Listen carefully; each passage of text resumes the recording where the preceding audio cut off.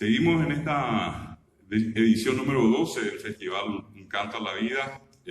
organizado por el Centro de Estudiantes de la carrera de Obstetricia de la Facultad de Enfermería y Obstetricia de la Universidad Nacional de Asunción. Es importante mencionar que desde sus inicios este festival sirvió para presentar no solamente esa característica académica vinculada a la obstetricia en los estudiantes, sino que esa otra beta tan especial,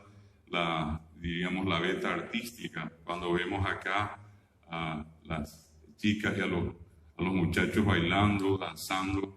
y por el otro lado cantando, son las expresiones más sublimes, las expresiones artísticas que en este caso tienen que acompañar siempre a cualquier profesional, independientemente a lo serio, a lo riguroso que muchas veces implica la ciencia.